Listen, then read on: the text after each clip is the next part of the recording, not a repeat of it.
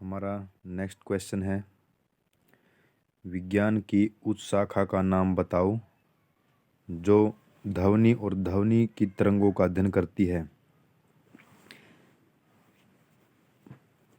एरोवाटिक्स, एकॉउटिक्स, एरोस्टेटिक्स, इटिबोलॉजी। Right answer है B, एकॉउटिक्स। अकाउटिक्स। एरोस्टेटिक्स गैसों का भार जानने की विद्या होती है। एरोस्टेटिक्स क्या होती है? गैसों का भार जानने की विद्या होती है। और ध्वनि और ध्वनि तरंगों का अध्ययन क्या कहलाती है? अकाउटिक्स। नेक्स्ट हमारा, ध्वनि तीव्रतम गति करती है, किस में करती है? निर्वात में, स्टील में, जल में और वायु में। प्रकाश हमेशा निर्वात में सबसे अधिक गति करता है और ध्वनि सबसे अधिक सॉलिड में गति करती है। तो सबसे ज़्यादा सॉलिड स्टील है, तो स्टील में ध्वनि की गति अधिकतम होती है। 25 डिग्री सेंटीग्रेड पर ध्वनि की चाल स्टील में 5960 मीटर प्रति सेकंड, जल में 1531 मीटर प्रति सेकंड और वायु में 346 मीटर प्रति सेकंड होती है। ध्वनि की गति सर्वाधिक किस में होती है? वायु में, पानी में, लोहे में और निर्वात में। तो ध्वनि की सबसे अधिक गति लोहे में होती है, निर्वात में ध्वनि गति नहीं कर सकती। नेक्स्ट हमारा, स्त्री वाणी पुरुष वाणी को पहचानने की विशेषता को क्या कहते हैं? स्वर, अवस्था, गुण और उच्च स्वर। तो जो स्त्री की वाणी और पुरुष की वाणी उनके तारतव यानी स्वर पिच के अनुसार पहचानी जा सकती है। ध्वनि का वह गुण जो ध्वनि के मोटा और पतला होने का ज्ञान कराए उसे तारतव कहते हैं। स्त्री की वाणी का तारतव पुरुष की वाणी के तारतव से अधिक होता है। नेक्स्ट, लाउड स्पीकर में कौन सी ऊर्जा ध्वनि ऊर्जा में रूपांतरित होती है? विद्युत ऊर्जा, ताप ऊर्जा, यांत्रिक कंपन ऊर्जा, प्रकाश ऊर्जा। तो विद्युत ऊर्जा इसका राइट आंसर है। ध्वनि ऊर्जा को विद्युत ऊर्जा में रूपांतरित करने हेतु माइक्रोफोन का प्रयोग किया जाता है। नेक्स्ट, विद्युत घंटी किसी बेल जार में रखी जाती है जिसे एक निर्वात पंप से जोड़ा गया। जब बेल जार पूर्ण रूप से निर्वातित हो जाता है तो कोई ध्वनि सुनी नहीं जा सकती। ध्वनि की उच्चता अपरिवर्तित बनी रहेगी, ध्वनि की उच्चता बढ़ जाएगी और ध्वनि की उच्चता अपरिवर्तित बनी नहीं रहेगी। तो इसका राइट आंसर है ए, कोई भी ध्वनि सुनी नहीं जा सकती। नेक्स्ट क्वेश्चन हमारा, सोनोग्राफी का दूसरा नाम क्या है? सोनोग्राफी का दूसरा नाम क्या है? सोनोग्राफी का दूसरा नाम ultrasound imaging, NMR imaging, CT scan, position imaging, tomography. तो इसका राइट आंसर है ए, सोनोग्राफी का दूसरा नाम अल्ट्रासाउंड इमेजिंग है।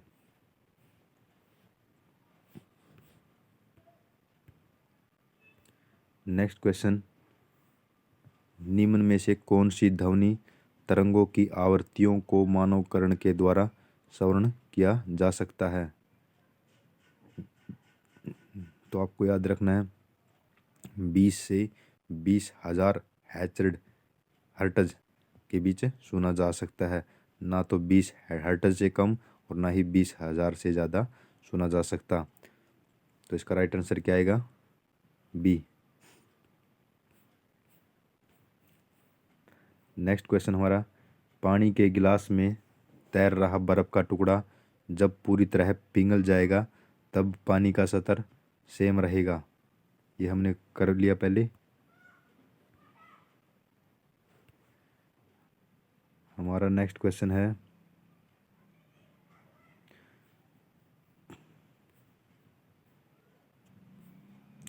भट्ठी के सामने खड़े हुए आदमी को ज़्यादातर ऊष्मा किस प्रकार की प्रक्रिया से मिलती है? चालन, संवहन, विकिरण और परिस्थिति। तो आपको याद रखना है, अगर कोई लोहे का टुकड़ा गर्म होता है एक सिरे से दूसरे सिरे तक, वो चालन द्वारा होता है। अगर कोई भट्टी के पास खड़ा व्यक्ति है, उससे जो ऊष्मा मिलती है वो संवहन द्वारा प्राप्त होती है। भट्टी से निकलने वाली ऊष्मा को पास खड़े व्यक्ति तक पहुंचने के लिए माध्यम की आवश्यकता होती है। माध्यम का कार्य हवा करती है, जो वास्तविक गति करती हुई व्यक्ति तक पहुंचती है। इसी गति को संवहन गति कहते हैं। नेक्स्ट, थर्मामीटर में तापमान मापने के लिए किस पदार्थ का प्रयोग किया जाता है? ए कॉपर, बी पारे, सी सोना और डी लिथियम। तो राइट आंसर है पारा। पारा द्रव धातु होती है जिसका घनत्व और सहसंजक बल अधिक होता है। नेक्स्ट क्वेश्चन, निम्नलिखित में से किसका प्रयोग तापमान मापने की इकाई के लिए किया जाता है? केल्विन और सेल्सियस, पहला ठीक। बी केल्विन और फारेनहाइट, ये भी ठीक। तो इसका राइट आंसर विकल्प गलत दिए हुए हैं, क्योंकि सभी इकाई तापमान मापने के लिए होती है। केल्विन, फारेनहाइट और सेल्सियस तीनों तापमान की इकाई है। नेक्स्ट क्वेश्चन, यदि हम धातु के एक सरिये के सिरे को गर्म करते हैं, यदि हम धातु के एक सरिये के सिरे को गर्म करते हैं तो ऊष्मा का जो स्थानांतरण वो किसके द्वारा होता है? चालन, संवहन और विकिरण द्वारा। तो आपको मैंने बताया लोहे का टुकड़ा चालन द्वारा गर्म होता है। इनमें से कौन सी तापमान की इकाई नहीं है? आपको पता है सेल्सियस भी है, केल्विन भी है और फारेनहाइट भी है, लेकिन पास्कल दाब की इकाई है। नेक्स्ट, सीसी पानी का तापमान, 1 सीसी 1 क्यूबिक सेंटीमीटर पानी का तापमान 1 डिग्री सेंटीग्रेड बढ़ाने के लिए लगने वाली ऊष्मा को क्या कहते हैं?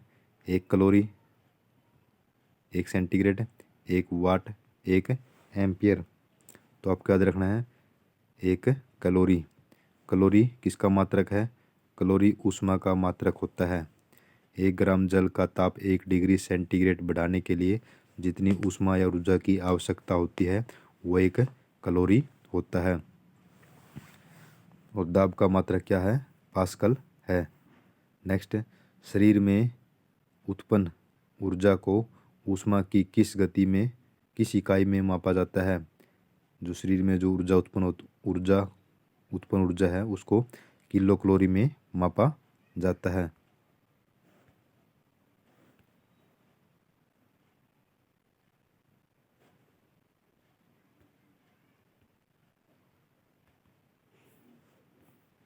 नेक्स्ट हमारा, निम्नलिखित में से कौन सा विद्युत चुम्बकीय स्पेक्ट्रम त्वचा के जलने, सांवला पड़ने, कैंसर आदि के प्रमुख कारण होते हैं? राइट आंसर है यू वी बी किरणें। जो अल्ट्रावायलेट की 3 प्रकार की किरणें होती हैं, ए बी और सी। जो बी किरणें हैं वो ज़्यादा खतरनाक होती हैं, जो कैंसर आदि का प्रमुख कारण बनती हैं। निम्नलिखित में से कौन सी एक यांत्रिक तरंग है? गामा तरंग, ध्वनि तरंग, एक्स तरंग और रेडियो तरंग। यांत्रिक तरंग है ऐसी तरंगें जिनमें संचरण के लिए माध्यम की आवश्यकता होती है। ध्वनि तरंगें यांत्रिक तरंगें होती हैं, इसलिए ध्वनि तरंगें निर्वात में संचरण नहीं कर सकती। और विद्युत चुम्बकीय तरंगें क्या होती हैं? इनके लिए माध्यम की आवश्यकता नहीं होती। उदाहरण के लिए एक्स तरंगें, गामा, रेडियो तरंगें। वह उपकरण जो ध्वनि को विद्युत तरंगों में बदलता है उसको माइक्रोफोन कहते हैं। और हाइड्रोफोन क्या होता है? पानी के अंदर ध्वनि तरंगों की गणना करने में काम आने वाला उपकरण होता है जो हाइड्रोफोन होता है। और ग्रामोफोन क्या होता है? रिकॉर्ड पर अंकित ध्वनि तरंगों को पुनः जागृत करके सुना जाने वाला यंत्र होता है। फोनोमीटर क्या होता है? ध्वनि की तीव्रता सतर्क ज्ञान को ज्ञात करने वाला यंत्र होता है। और मेगाफोन क्या होता है? ध्वनि को दूरस्थ स्थानों पर ले जाने वाला उपकरण होता है। और फोनोग्राफ क्या होता है? ध्वनि लेखन के काम आने वाला उपकरण होता है। नेक्स्ट हमारा क्वेश्चन, 20,000 से अधिक आवृत्ति की ध्वनि तरंगों को क्या कहते हैं? श्रव्य तरंगे वो होती हैं जो 20 से 20,000 के बीच होती है। पराश्रव्य भी होती हैं जो 20,000 से अधिक होती हैं। और 20 से कम को क्या कहते हैं? अवश्रव्य कहते हैं। तो 20,000 से अधिक कौन सी होगी? पराश्रव्य तरंगे होती हैं। फेदोमीटर का उपयोग क्या मापने में होता है? फेदोमीटर का प्रयोग समुद्र की गहराई मापने में प्रयोग किया जाता है। भूकंप मापने के लिए सिस्मोमीटर, और वर्षा मापने के लिए रेन गेज, और साउंड लेवल मापने के लिए साउंड लेवल मीटर का प्रयोग किया जाता है। नेक्स्ट हमारा, किसी पदार्थ को एक अवस्था से दूसरी अवस्था में परिवर्तित होने के लिए जो ऊष्मा की मात्रा होती है वो कौन सी होती है? वो होती है गुप्त ऊष्मा, लेटेंट हीट। गुप्त ऊष्मा नियत ताप पर किसी पदार्थ को एक अवस्था से दूसरी अवस्था में परिवर्तित होने के लिए आवश्यक ऊष्मा होती है। इसका मात्रक क्या है? जूल प्रति किलोग्राम, यानी कैलोरी प्रति ग्राम। नेक्स्ट क्वेश्चन है, भोजन पकाने के पात्र के रूप में उपयोग लेने के लिए किसी धातु के लिए किस निम्न में से कौन सा मानदंड उपयुक्त है? कम ऊष्मा चालकता, अधिक ऊष्मा चालकता, कम विद्युत चालकता, अधिक घनत्व। अधिक ऊष्मा चालकता इसका राइट आंसर है। खाना बनाने के बर्तन अधिक ऊष्मा चालक धातु के बने होने चाहिए जिसमें ऊष्मा की पहुंच आसान हो जाए, खाना जल्दी पक जाए। जब लोहा और काष्ठ को सूर्य के प्रकाश में उद्भासित किया जाता है तो लोह दंड शीघ्रता से गर्म हो जाता है। इसका क्या कारण है? इसका राइट आंसर है ए, लोहे की उच्चतर ऊष्मा चालकता। लोहा ऊष्मा का सुचालक होता है, वह लकड़ी ऊष्मा का कुचालक होता है। जब लोहा सूर्य की गर्मी में रखा जाता है तो वह ऊष्मा संचरण की चालन विधि का प्रयोग करके ऊष्मा संचरण करता है, जबकि लकड़ी ऐसा करने में असमर्थ होती है। इसके कारण लोहे का हैंडल गर्म होता है। नेक्स्ट, पदार्थ के द्वारा ऊष्मा के स्थानांतरण की प्रक्रिया कणों के बिना वास्तविक गतिमान हुए हो कहलाती है, जिसमें पदार्थ स्थानांतरण नहीं होता बल्कि उसको क्या कहते हैं? चालन। जैसे ऊष्मा संचरण की 3 विधियां हैं, चालन, संवहन और विकिरण। चालन, इसमें ऊष्मा, इसमें माध्यम में वास्तविक कणों की गति नहीं होती। और विकिरण क्या होता है? विकिरण में माध्यम की आवश्यकता नहीं होती, जिस प्रकार सूर्य से पृथ्वी को ऊष्मा मिलती है। सूर्य का प्रकाश किस प्रक्रिया से पृथ्वी पर पहुंचता है? हमने पढ़ लिया, सूर्य का प्रकाश विकिरण द्वारा पृथ्वी तक पहुंचता है। नेक्स्ट, क्रायोजेनिक्स का मतलब क्या है? बहुत निम्न तापमान का अध्ययन, बहुत अधिक तापमान का अध्ययन। तो आपको याद रखना है, जो क्रायोजेनिक्स होता है वो, इसका राइट आंसर ए आएगा, बहुत निम्न तापमान का अध्ययन। और जीवाश्म का अध्ययन क्या कहलाता है? पैलेंटोलॉजी। क्या कहलाता है? पैलेंटोलॉजी। जीवाणुओं का अध्ययन क्या कहलाता है? बैक्टीरियोलॉजी। बैक्टीरियोलॉजी। ऊष्मा परिवर्तन को मापने के लिए प्रयुक्त उपकरण कौन सा है? Thermometer, voltmeter, calorimeter. जो ऊष्मा परिवर्तन होती है उसको कैलोरीमीटर में मापा जाता है। और तापमान परिवर्तन को थर्मामीटर द्वारा, विभवांतर को वोल्टमीटर द्वारा, और विद्युत की मात्रा को वोल्ट मीटर द्वारा मापा जाता है। विकिरण तापमापी एक साधन है जो माप सकता है अति उच्च दाब को, अति निम्न दाब को, अति उच्च तापमान को, अति निम्न तापमान को। तो विकिरण तापमापी को पायरोमीटर भी कहते हैं। अति निम्न तापमान के लिए क्रायोमीटर प्रयोग होता है। एक धातु की प्लेट में एक छेद किया जाता है और बाद में प्लेट को तपाया जाता है तो छेद का आकार बढ़ेगा, घटेगा या वैसा ही रहेगा।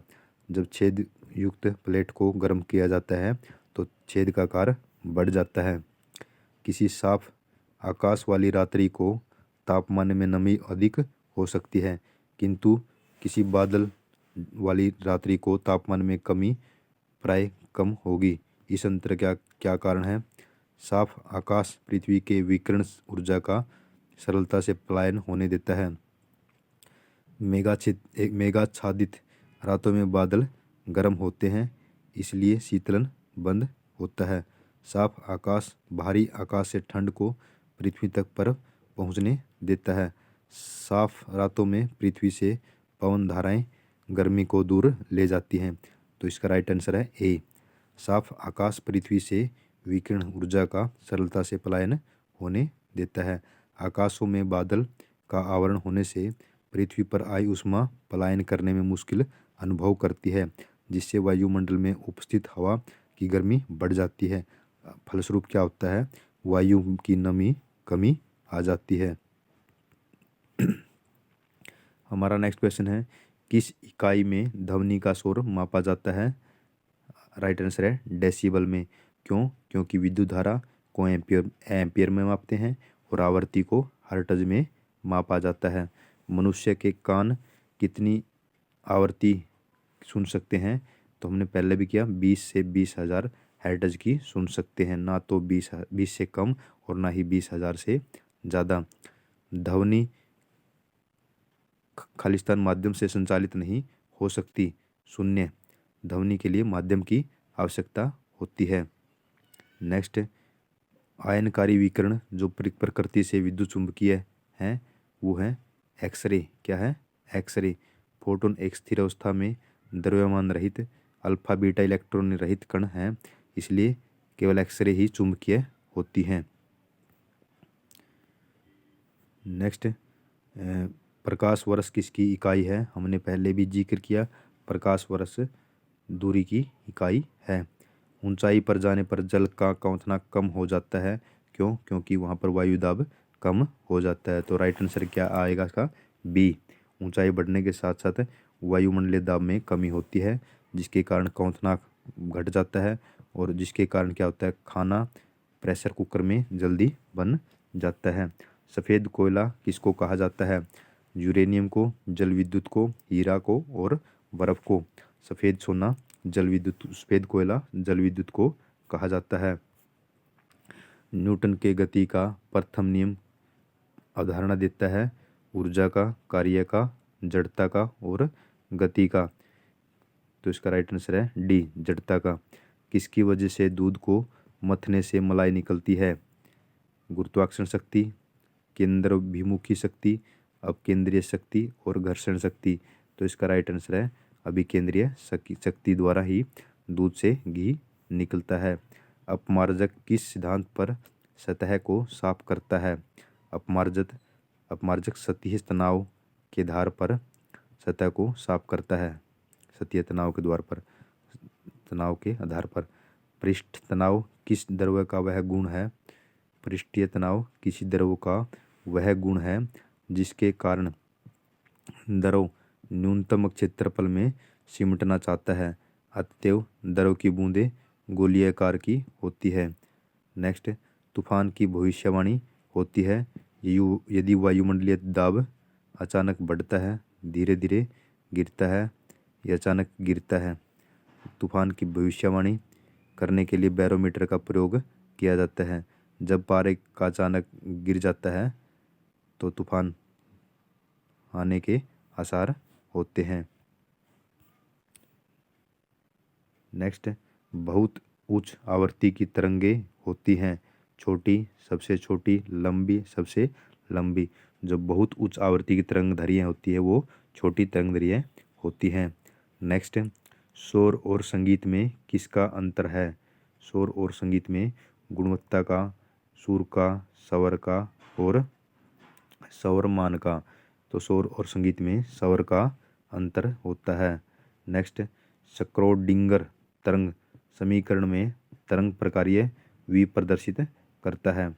इलेक्ट्रॉन की प्राथमिकता, तरंग की आवृत्ति, तरंग का आयाम और तरंग का वेग। तो इसका राइट आंसर है तरंग का वेग। नेक्स्ट, निम्नलिखित में से किस तरंग की आवृत्ति अत्यधिक होती है? गामा किरणों की आवृत्ति अत्यधिक होती है।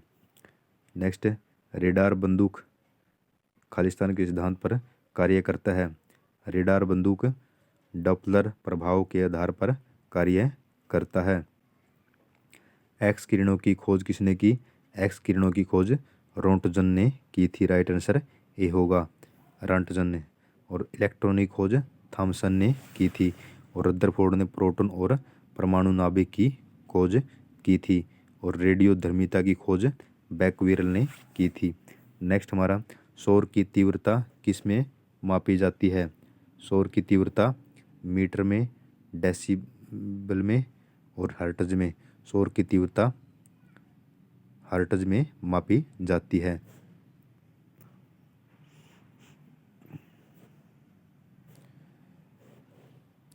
धन्यवाद दोस्तों।